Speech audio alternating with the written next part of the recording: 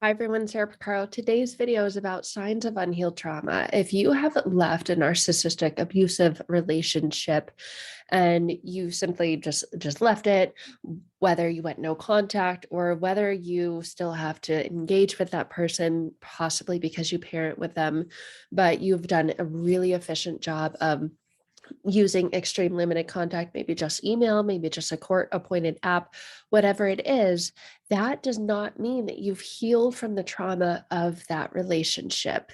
Congratulations, you have taken an incredibly, massively powerful step towards your healing. But just leaving, just getting out of that narcissistic and abusive relationship alone does not mean that you've healed the trauma. There are still many, many signs that you have unhealed trauma from that past relationship. Or maybe the narcissistic abuse was from your upbringing, from parents. Maybe it was from, someone that was a really, really close friend to you. And then you realize, wow, they are a manipulator, they are an abuser, and you've cut off that friendship and you no longer have communication or contact with them.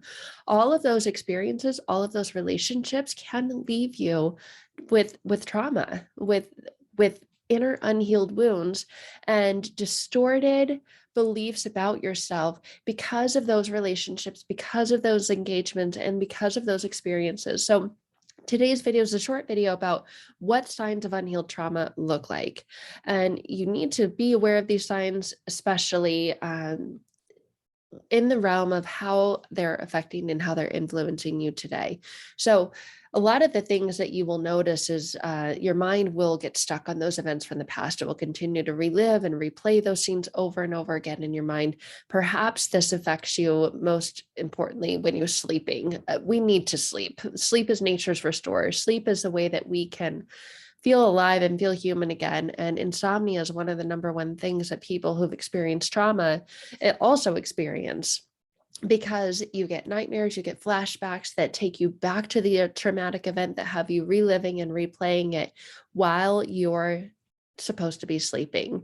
And then your sleep gets disrupted, or you have this fear or phobia around going to sleep. And when you lay down, even though physically and mentally you're exhausted, your mind can't turn off and allow you to get a rejuvenating, restful night's sleep because of the unhealed trauma that's still within your body. And it's not just physically that it shows signs and symptoms, it's emotionally, it's mentally, it shows up in your relationships, it shows up in the way that you parent, it shows up in how present you are with your job, with your career. So if you're not getting a good night's sleep because you're experiencing flashbacks or nightmares, or just can't sleep at all, obviously that's going to have a significant impact on your life. And furthermore, during the day when you are awake and when you are supposed to be focused and functioning, you probably resonate with having mood swings going from high to low, from left to right, and 1 second you're good, and then the tiniest, smallest little thing can just set you off, and all of a sudden you're exploding. I've worked with people who have lost multiple jobs because of this, because they will just take it, and then get enraged and go off and then end up either quitting or getting fired because of this, because you experience such disorientation and such confusion, and then you're projecting all of that onto the people that are around you, and that can make it really, really difficult and really challenging to perform even simple, small, everyday tasks, daily tasks. And for the vast majority of us, we are working during the day, and it can impact your ability to be focused and to function at work and get done what you need to get done. And that's connected with your sleep, it's connected with unhealed trauma, and everything gets impacted because of that. So trauma can also lead to behavioral idiosyncrasies. So an idiosyncrasy is something, if it's in sync, right, then it's all good, it's all connected, it's in flow. An idiosyncrasy behaviorally can show up in the way that you behave and the way that you perform. So for instance, maybe you now purposely avoid things or activities that make you think about the past person or the past event. Maybe, for example, you used to be into, I don't know, Harley just came to mind. You used to love motorcycles, you used to love going out, riding in groups or whatever, and now you've sold your bike and you never ever want to think about them again. And anytime you see a Harley drive by you on the street, you immediately get angry and enraged, even though that's something you used to love to do. You used to love being out, being around the groups of people that you got to be with when you were out riding your Harley. And maybe that was something that you enjoyed even before the last abusive relationship, but now it makes you think about that person. So you don't even want to go there anymore, even though it's something that's near and dear to you and that you absolutely used to love. You now get angry when you see it, and you can't help it. I mean, anytime you drive down the road, you have a chance of seeing a motorcycle. Those who've had a traumatic past can be startled really easily. So maybe it is that you're just driving along and all of a sudden you hear the rev of an engine and you freak out, and you realize you're in a state of trance. And that's actually quite funny, because that is hypnosis itself. And a lot of people ask about hypnosis and if they can be hypnotized. That's actually what it is. It's just a state of trance. It's a state of your mind kind of wandering off, kind of checking out while you're doing something else. You can be driving, but driving now is probably such an automatic thing. But you get startled easily when you hear something. That's a sign of unhealed trauma within yourself as well, because that can cause feelings of edginess and feelings of always being on edge and uneasy, and it can, significantly affect you physically as well. It can throw your body into a state of panic. I mean, anyone just revving their engine is just normal responses to just hear it and kind of let it be out here. But if it comes into here and just completely throws you and startles you, then that is a sign that there's something else going on internally as well. You may also be more extremely alert because you're always keeping an eye out for potential danger. And that's a sign that the parts of your brain that control the fight, flight, freeze mechanism are hyper aware. They're like you're on hyperdrive. That's the sign that you are always looking for a threat. Even though there's no threat, you feel like there is. You feel like there's something just around the corner and you're waiting for the other shoe to drop. Everything can be good, fine, and calm, but you are looking for a potential threat. You're looking for potential danger. You're waiting for it to just all come crashing down and take a wrong turn, even though there's no logical reason why something like that should happen or should occur, because like I said, you've left the abusive relationship or situation. So what unhealed trauma looks like is all of those things. It also looks like you strongly need to be in control of everything at all times. Well, you probably logically and literally know that that is impossible. You cannot be in control of everything at all times. Show me a person who is. There isn't a person who is, but you strongly and internally and innately feel that you need to be in control of everything at all times, because you do feel that if you are in control of everything at all times, then you'll be okay. And you can't ever feel okay because there's no way to be in control of everything at all times. It just doesn't work that way.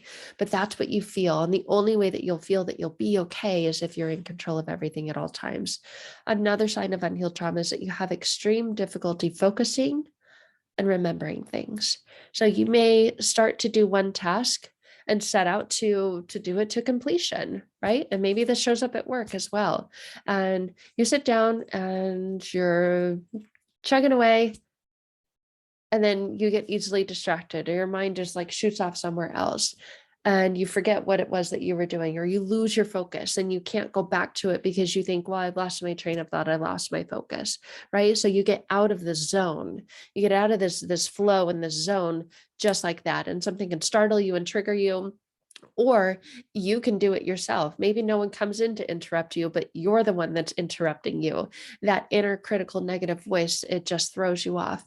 And then you have a really difficult time remembering what it is that you were supposed to do. So maybe you've got a bunch of half done things, maybe a bunch of incompleted tasks. And again, maybe this shows up and affects your career and your business because you can't get things turned in on time, or you can't get things completed on time. And if you can't remember them, then you've got all of these things everywhere. And then you just feel like chaos, scatterbrained all the time. That's certainly a sure sign of unhealed trauma.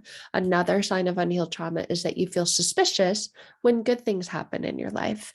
Maybe someone is nice to you and polite to you, and good things are happening and coming your way because you've cut off the contact from that toxic person, that relationship. And now because you've done that, there's a different energy. There's a difference in a way about you. You've set off to live positively, to have good intentions, to make a change in your life, and those good things start coming your way, but you feel suspicious about them.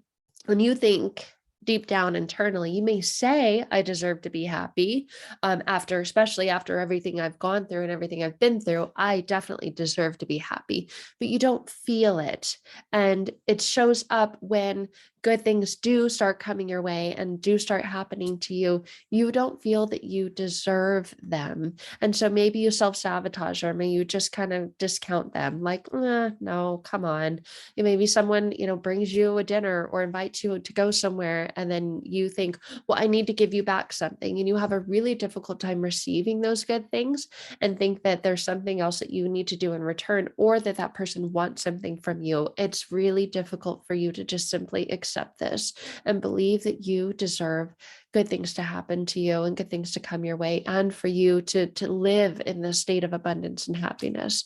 And with that, even your most close and trusted friends, you find it really difficult and challenging to trust. People that have given you no reason to not trust them, you find it really difficult to trust them, even though they've never lied to you, they never mistreated you, they've never led you astray, they've never done anything wrong to you. You find it difficult to trust them. I mean, of course, it's difficult to trust the people who have put you in situations that have hurt you in the past, but now you find it really challenging and really difficult to trust yourself and others.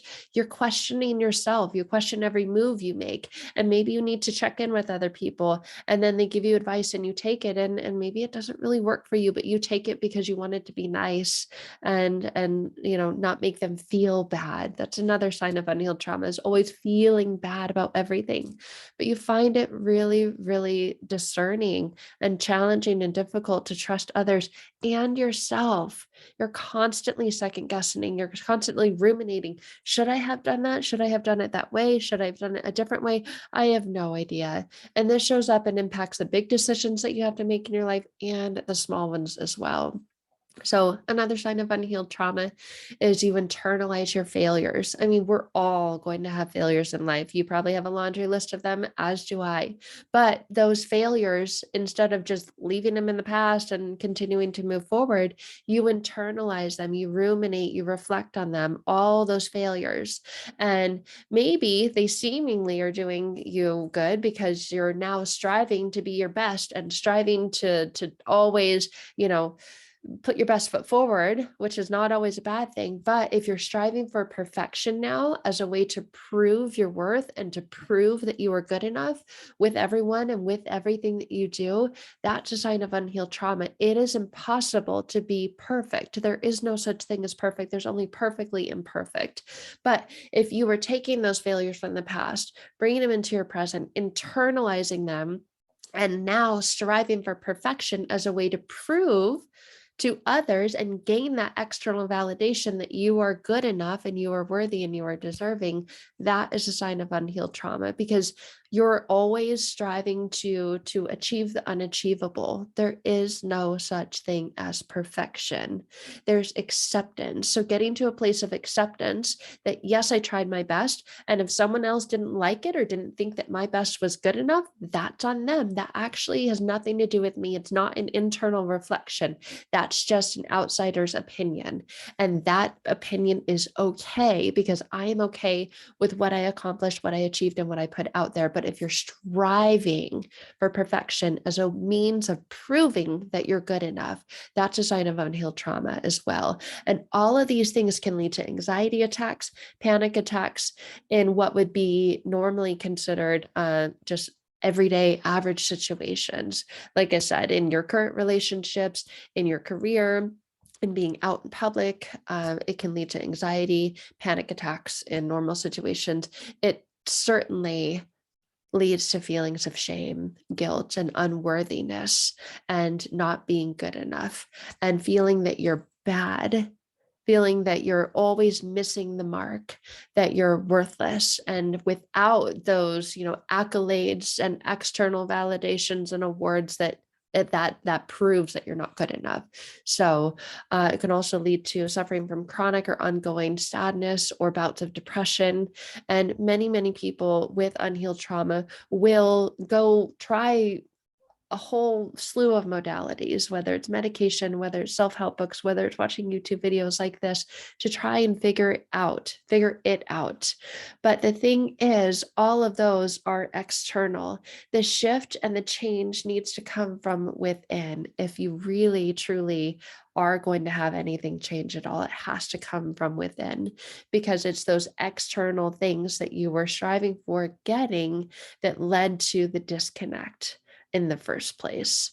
And all of that is connected back to the very first times that you ever felt that in your upbringing, in your childhood, in your relationships, and just snowball to where you are today. So truly breaking through that. I can't speak today. Truly breaking through that and truly transforming from that has to come from the internal unconscious work, has to come from the place where all of those thoughts stem from, which is your unconscious mind. Your unconscious mind is what houses the programming for all of your conscious activities, behaviors, and exercises. So if that's what you're ready for, then I would love to connect with you and speak with you and talk to you more about having your breakthrough and having your transformation, and exactly what that would look like to have by working one-to-one together. I also have a group program as well, if you want to go through that with others who get it and others who've been there and others who are doing the inner work to heal their unhealed trauma. So just a quick video, like I said, to highlight a little bit more and educate you more on what unhealed trauma looks like, and to give you some tools and resources. You can find out more information from my website. You can also, check out my other videos that I have. And if you are interested in working one-to-one together, then please reach out to me and schedule a time for us to connect. Until then, enjoy.